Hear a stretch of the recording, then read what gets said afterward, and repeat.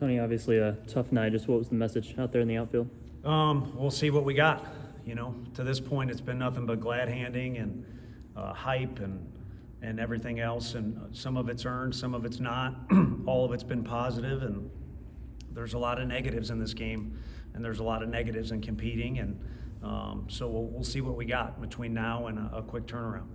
Tony, how much of that late was things you think y'all could have done better versus just a team that was making plays like ETSU was? I think a bunch of it was a team making plays, whether it's hitting the ball out of the ballpark or making plays on defense. There's a couple times they didn't make plays on defense that we could have taken advantage of and didn't fully do. But I think a lot of it is credit to them, and a lot of it is poor decisions by me, and it coming back to bite us a little bit. And then also some guys getting exposed from having a little bit of fear.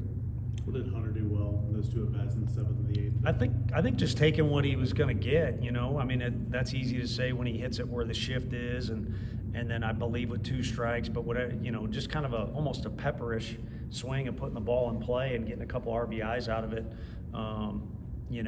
You could flip it and say the other guys, or in other situations, we had guys trying to do too much with runners in scoring position or just runners on base, and he did a good job, which is what you expect out of a mature guy, is to have an understanding of what it takes to just get that job done, as opposed to, having all that want to.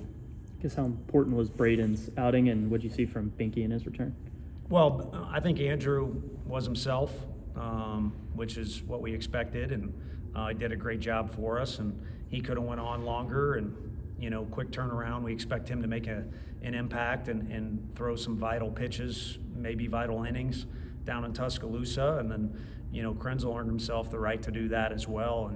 And he took ownership of the game too. He had every right to be, you want guys to want to be out there. He wasn't happy it was coming out of the game. And you look at it, if you just review the game and watch it on video or read the box score, it's easy to say should have left the guy in. What was the explanation you got from the umpires on the no interference call at second base? That there was obstruction, but not enough obstruction to go to the next base. I'll have to watch the video. I don't know exactly what went on, but there was obstruction, but the guy's got to run all the way to the base, which I'll have to watch the video. We got a freshman out there, and no one wants to win more than Manny, but also Manny's a freshman. He wants to be safe, so he doesn't want to do anything reckless. That was the explanation. Tony, I know that all the focus has been on Tuesday now, but you got Alabama coming up a short week. What do you know about that club, and what are the challenges there? Just who their coach is, from having recruited him, and he, played under some guys that are here, even played with a guy that's here. So his leadership and his ability to get those guys to play together and play hard and have a plan is already been evident to us last year when we went down there and we lost the series. I don't see how it would change. We haven't, like every time we play on a Tuesday, we haven't taken a complete dive into that, but you kind of already know it going in. Returning guys that were a part of a winning team last year, and new faces, that are a part of a winning team going on right now. So, and they went and did some work on the road last week. They'll be excited about getting back home and wanting to hold court there, or hold serve, however you want to say it. I know he gave up the homer there in the 10th, but did Tanner look better today than he did last week? Yeah, he looked great. He looks great, and I think if he throws a pitch ahead of that one, in the zone, it's a little bit different. And I don't think he did it in that situation, but a couple times we got exposed. We got to a 3-2 count, and guys kind of, tried to place it in there. I don't think he did that. I think the guy just took a good swing, and he was throwing the ball in outstanding fashion. So it's disappointing that on the box score it looks like a negative night for him. I can't, we can't babysit these guys. I'm going to have to babysit myself, to help the team in the best way possible. So for him, he just needs to look at it and realize you're exactly right. The last 3 times he's thrown the ball, that was the best time. So just keep pushing forward, because he's another guy that in Tuscaloosa will have some vital pitches thrown and maybe vital innings. Coach, you said after the win on Sunday, be excited about what you ask for. Got your first loss here.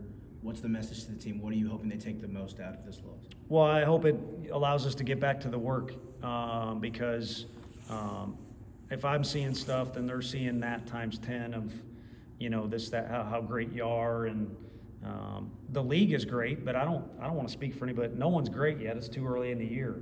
You're still figuring out what you got, what you don't have. And you'd like to think the ball that fans see or you guys watch in February and March isn't going to be as good as what you'll see in May, because teams will continue to progress and repetitions are so valuable for these young kids. And from our standpoint too, we're still trying to figure out who's going to do what, and who's going to be consistent, and who has you know, a lack of fear on game day and things like that. So I think just to get back to the work, and there'll be a few less distractions now that the talk of being the greatest and all that stuff is over with. Do you still see the same pitching plan this weekend, even though it's a day in advance? Yeah, so Liam will start the series for us, and Marcus will throw game 2, and then we'll kind of regroup after that second game and see where we're at. Tony, in your sort of career experience as a competitor and in this game, are there some lessons that, you know, you can really only learn in a loss? I mean, I know people don't like to think like that, but is that true in some cases? Yeah, I mean, people get comfortable, and you know, we're in a good spot to be having this conversation, because I think a team in the past, it was hard not to think you're invincible, and nobody's invincible for sure. I also think it's important to find an even balance of, you know, how are you going to be every day, each inning, because at the end of that game there's 2 pretty excited teams looking at every pitch like it was the end of the world. That wasn't the case in the first inning. So and maybe I'm guilty of that too, but I think that's an important lesson. Thanks, Tony.